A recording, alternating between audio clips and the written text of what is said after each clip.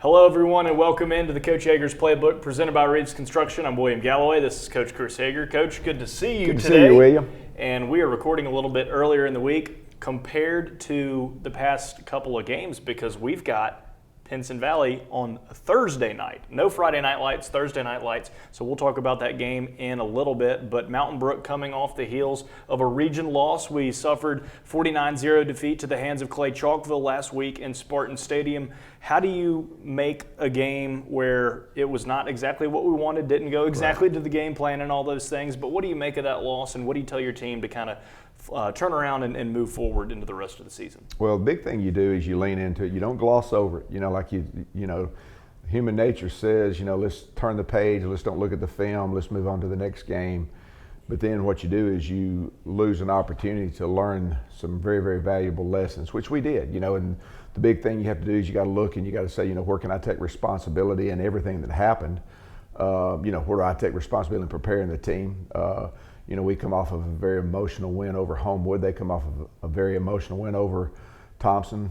Coach Floyd did a much better job getting his team ready than I did. We also have to, did we play our best game? Not by a long shot. We're better than what we played. And so, it gives us a great deal of room to rebound if we learn those lessons, and so the losses like that are tough. I mean, they really are. But again, the worst thing in the world that you can do is after going through something that's as uncomfortable and as difficult as that, if you're going to experience something as difficult as that, you need to get everything out of it you can. And so that's really what we've been trying to do this week. Was that your message to the team in the immediate aftermath of that game? Because obviously that can be just draining emotionally, of course physically, from playing a tough 48 minutes of football against a very quality team in Clay Chalkville. But what did you tell your guys in that moment right after the game to kind of frame their mindsets to move forward and learn and then look forward to the rest of the season? 3 key region games coming up. Sure. Well, the biggest thing that you tell your players is that football is a very unforgiving sport. It does not care who you play last. It does not care how you feel. It does not care how many injuries you have. It does not care what the other team does as far as, whether they play in the way that we play. It doesn't care. And then the other thing too is, I think one of the greatest lessons, we are not very good at being another school. We're not very good at being a Clay Chalkville. We're not very good at being the Homewood Patriots. We're not very good at being the Pinson Valley Indians. We are very good at being the Mountain Brook Spartans when we are the Mountain Brook Spartans. So the big challenge there is to be who we are and to play the way that we play at the pinnacle of our ability. And so I think that's the greatest challenge. I think that's a great transition, thinking about who we are as a team, as a program, and individually, guys are who they are. Somebody can't play out of position, they can't be somebody else, and if someone's injured, like we've seen a lot of injuries this year, running back 2 or wide receiver 2 or offensive lineman 2 can't be the person who's in front of them. They have to be themselves. And I think one guy, and maybe just thinking off the field, who cannot be replicated is a guy like William Tabb. He is a personality that is one of one. He's a great young man, but he's somebody who stepped into a starting position this year as a senior for your Mountain Brook team. So as we like to do each week, we're going to highlight a player, and we want to highlight William Tabb each week. And you work closely with the offensive lineman. Tell us a little bit about William, what he brings to the table, also the locker room. We know he's a fun personality, and who he is and what he means to your program. Sure. Well, as you were talking about William, I was noticing, you were smiling. And so anybody that talks about William, that's sort of the first response that you get. The one thing that I would say about William is, he definitely marches to the beat of a different drummer in a good way. And he's real fun to be around. I do have the privilege of coaching him, and he was injured as a junior, missed the season. But, the thing that people don't realize about William, there's a unique player that has an incredible personality, the kind of person everybody loves to be around, got a warm, loving spirit, but when you cross the stripes, a switch flips and they transition into whatever the team needs, which in his case, a lot of times he needs to be a road grader, and he's pretty darn good at that, but that's just from a playing standpoint. But I do. I mean, it's just so fun to coach William, and he keeps us all smiling all the time.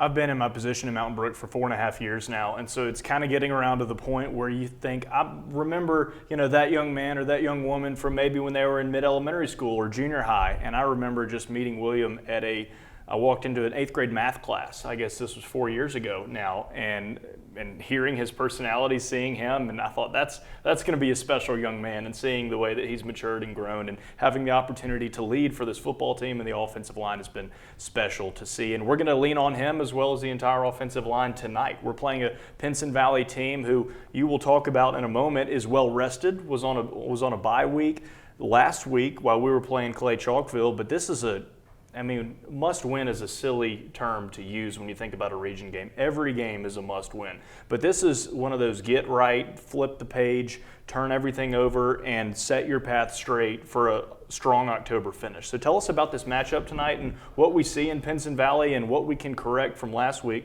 to move forward and try and get a region win tonight. Sure. Well, the region that we're in, to me, is the most competitive region in 6A. I think it's 5 of the last 6 state champions, they've come out of our region. And, it's just from top to bottom, it's a very, very tough and it's a very demanding region. And, as we go down the home stretch, it's just like any time you're in a good region, every matchup's crucial. But, again, the truth of it is, you just can't get caught up in all that. That cannot be your focus. Your focus has to be, what lessons did I learn last week? How can I apply them this week and move forward? And I'll say this, Pinson Valley is a very, very good football team. We played them last year, and if you look at the team last year, I wouldn't pay a whole lot of attention to that score because all those guys that were on the team last year are back, plus they've added some. And so, I showed the film to our players on Monday morning, and and I showed them, just the skill set that we're about to place, and it was very eye-opening, and they understood. They know what we're up against, and we're playing. I think it's probably top 3 defenses that we've played all year long. And I think your team's seen a lot of maturity and growth because this is game number 8 on the season. This is game number 5 on the road. So they've had to grow up fast because there's something about playing away from the comforts of home, especially as a 16, 17, 18-year-old in high school, where you got to grow up fast. Mm-hmm. And so I think this is kind of the ultimate test of, hey, we got hit in the mouth last week. How do we respond? We're going back on the road, a place where we spent almost the entire month of September. So what a great opportunity for your players to respond tonight. Yeah, no doubt. And the thing, part of, leaning into the game last week is, just think if you go through your season, your whole athletic career, you never face a defeat. You never face a hard defeat, like we faced last week. Well, that's really not a realistic thought process to have, and again, sports is supposed to teach you the lessons for life. Well, that's not how life's going to work out either, and so great lessons as far as, how do you respond to adversity? You can't, the things that you can control, you control, but the thing that the most important thing you can control is how do I respond to each one of these situations, Well, let's talk about situationally and preparedness and getting your team ready. So as a coach, each season, each year kind of looks similar in terms of, when your season wraps up in November, December, you kind of think about who we have coming back, this, that, and the other. You pan out January, off-season training, spring football, summer, fall camp, yada, yada, yada. But let's get into the nitty-gritty of a week for you. So as a head coach, you prepare each week, you play a game on Friday night, you watch tape, and you do all these things. Kind of take us through your weekly routine and how that is altered playing tonight on a Thursday as opposed to a Friday. Sure. Well, the biggest thing when a game is over,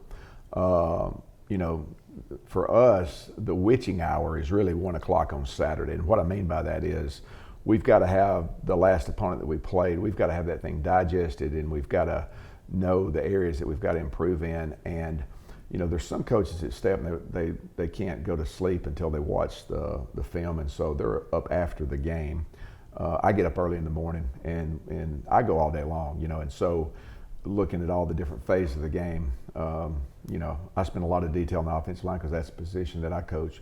But then I look at the other positions, but I have conversations with Coach Easley about the offense, Coach Stearns about the defense, and sometimes Coach Rodriguez, depending on what the situation was the night before, about the special teams. And then, we bring the players in on Sundays and from 3 to 5. And, Saturday afternoon, we move on to the next opponent, and we finish, working on the next opponent, somewhere Saturday night, get up early on Sunday and start it again until we meet with them, at 3 o'clock on Sunday. But our week is very, very much front loaded, and then have a full padded practice on Monday. We go helmets on Tuesday, and usually on Monday too we play a JV game. I was about to say, add in that JV game Monday night. Yeah, and then we're shells on Wednesday, and then Thursday is helmets again. But one of the big things too, like this week, whoever you're playing next week, so next week we play Huffman.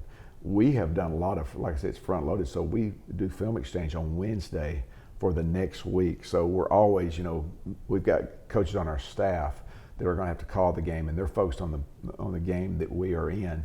But there's also coaches on our staff that are looking at our next opponent and getting all the information, the data in, and so that we can be up and running on Saturday afternoons. All right, so here's my vain question of the week. You watch the tape, and I'm sure you're watching the huddle film. As much as you probably look back on previous years in life and enjoy your Saturday morning cartoons, you don't want to hear the antics from Wayne Ingram and myself on Saturday morning. I presume you're watching huddle? Sure, that's right. I won't take it personally. Yeah. It's fine. But I will say this, William. I get a lot of phone calls about you and William, and they're all good. One of my favorite is, that they say that you are a very much play-by-play and just paint such a great picture for everybody to understand the game.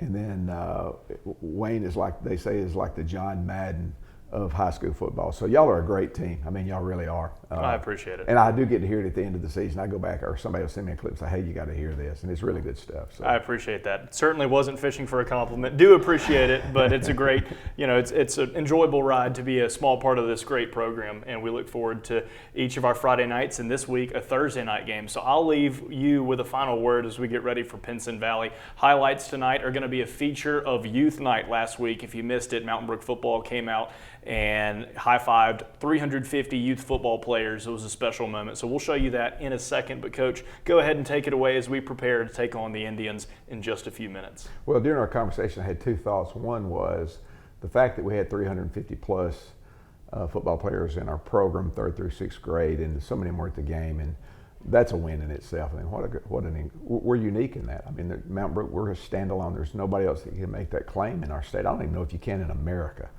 So that's a win in itself. And then the other thing I was thinking about, we were talking about William Tabb.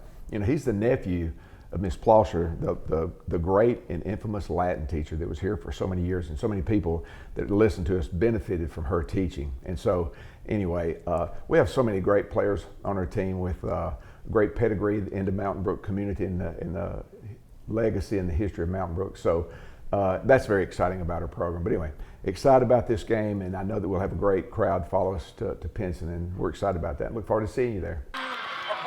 And now we turn our attention to the left side of Spartan Stadium, where over 350 youth football players in 3rd through 6th grade are going to follow some of their idols and these guys in green and gold and make their way onto the field. Such a special event. Wayne, you coach youth football, and the opportunity for hundreds of kids to look up to these players and take the field tonight with them is a special moment in our community. Was down there with current and former players. They are so excited. One of their favorite nights of the year. And here they come. Here come all of the Spartans making their way back onto the home turf for the first time in a month. Literally, Mountain Brook Elementary, Crestline, Cherokee Bend, Brookwood Forest, and the Mountain Brook High School varsity Spartans make their way, and you see every last one of them in all of their jerseys, from Raiders to Bills to Falcons to Cowboys. They're all here tonight, and once you're a Spartan, you're always a Spartan. Great to see these guys line it up with us and be a part of our Spartan Army this evening.